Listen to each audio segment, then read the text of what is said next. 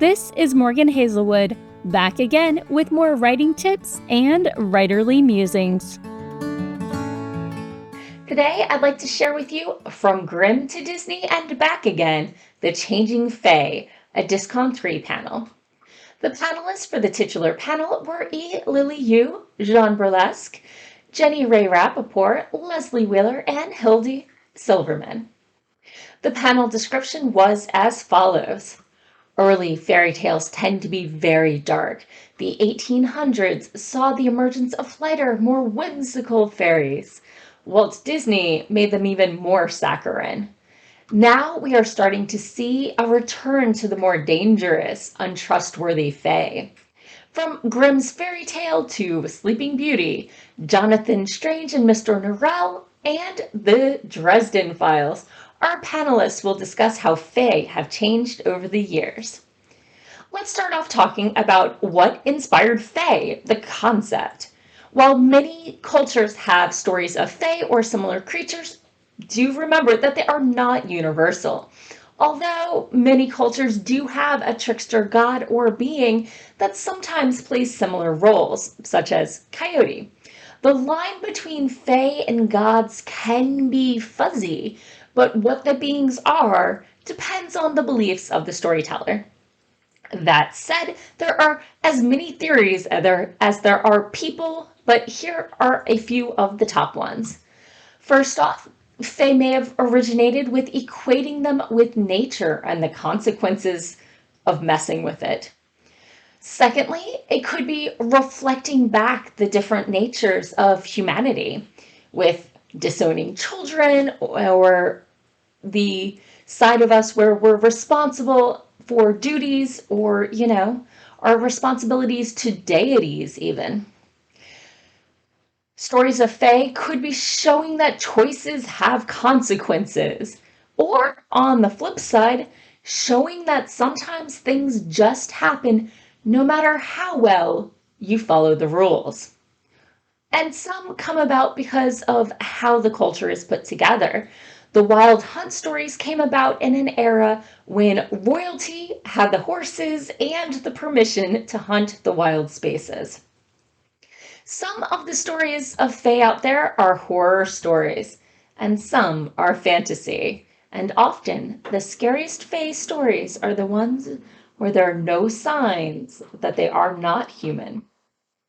So let's dive a little more specifically into the concept of changelings, those humans who were taken into the fairy world and something else left behind with their face, but not their nature. Well, there are multiple theories to this as well, and there's no reason they can't all be right, because different people pass on stories for different reasons, and there's lots of different stories. One theory is that with a high infant mortality rate, it could have been really reassuring to think that your child was alive and well in some other realm. It could be reflecting that parents sometimes reject their own child because they're not what they wanted or expected, for reasons from having their own opinions to neurodiversity and autism to physical limitations. Or it could be simply that people are weird and kids are really weird. While they're still figuring out logic and how the world works, kids can say the weirdest things. So let's talk about the actual subject of this panel, the evolution itself. Was Disney responsible for changing fae stories from cautionary to inviting? No. If we track the stories from their earliest forms, we often find stories began as a connection to the inexplicable, transition into cautionary tales, and then were softened, quote unquote, for the children, because these stories were originally intended for adults. Industrialization was actually the beginning of the change. While many rural communities live with or even are comfortable with living with the inexplicable, during industrialization, we started to want to have everything explained. And with industrialization, we also got the Victorian creation of children's culture. Before that, we just slowly fed them adult things until they were ready for everything.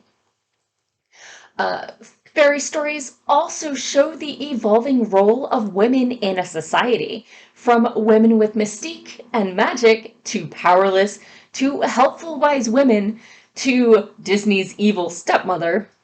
And this played out in real life. If we look at Luxembourg alone, over 3,500 quote unquote witches and werewolves were burned during the Renaissance. These were real people. And that's just Luxembourg, not even getting into the rest of the world.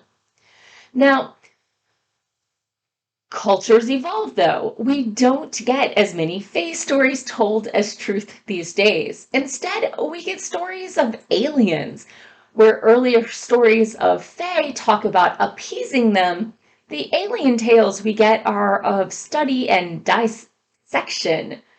As a thought exercise, think about what that says about where we've come from and where we are now as a society and what we fear now.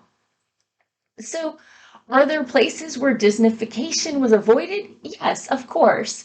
Germany, for the most part, parts of Scandinavia, Russia, and Japan, for example, and pockets here and there.